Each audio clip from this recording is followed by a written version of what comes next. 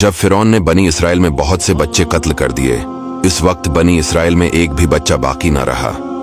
लेकिन इसी साल हजरत मूसा अलैहिस्सलाम की भी पैदाइश हुई।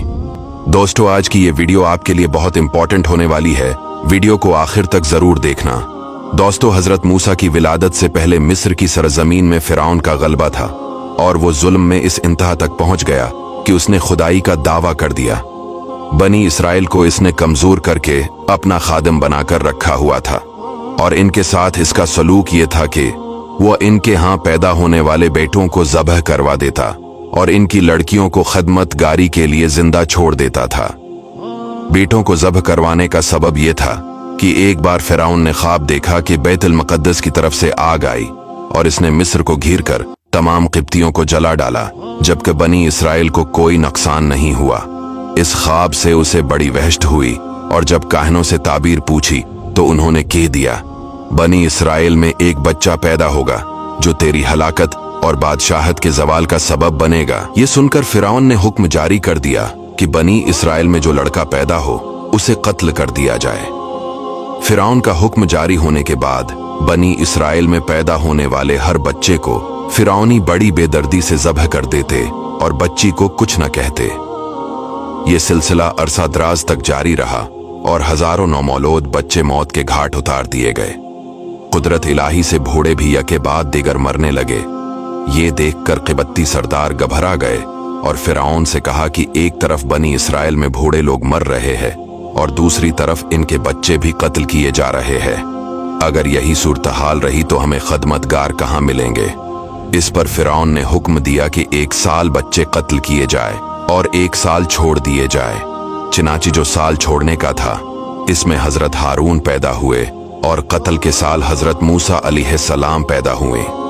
हजरत मूसा अलैहिस्सलाम की वालदा का नाम योहानिस था। इन्हें फरिश्ते के जरिए ये हुक्म हुआ कि मूसा को दूध पिलाओ और जब तुम्हें ये खौफ लाहिक हो कि फिरौन को पता चलेगा तो बेखौफ इसे मिस्र के दरियाए नील में डाल देना और इसके डूब जाने का अंदेशा न करना और इसकी जदाई का गम न करना।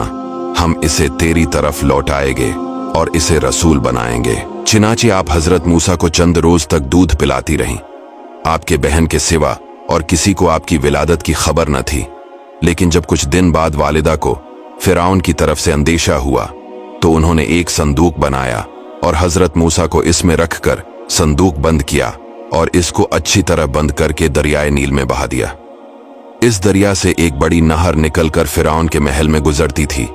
फिरौन अपनी बीवी आसिया के साथ नहर के किनारे बैठा था।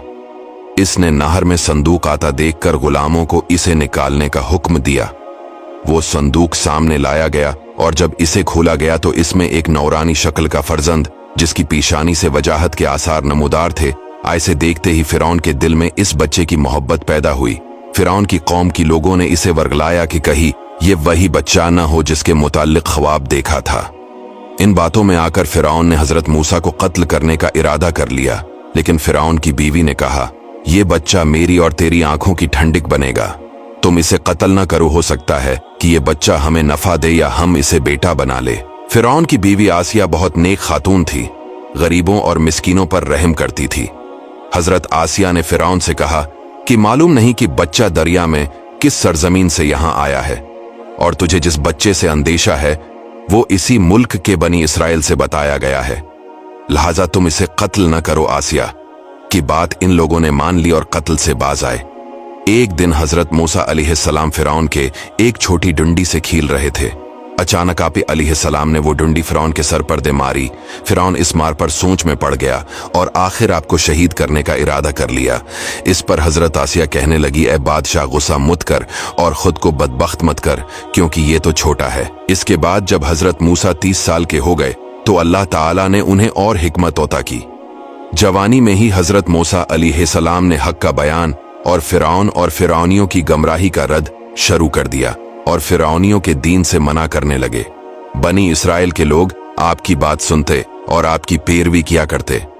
आहिस्ता आहिस्ता इस बात का चर्चा और हुआ और फिरौनियों ने हजरत मूसा को तलाश करना शुरू कर दिया।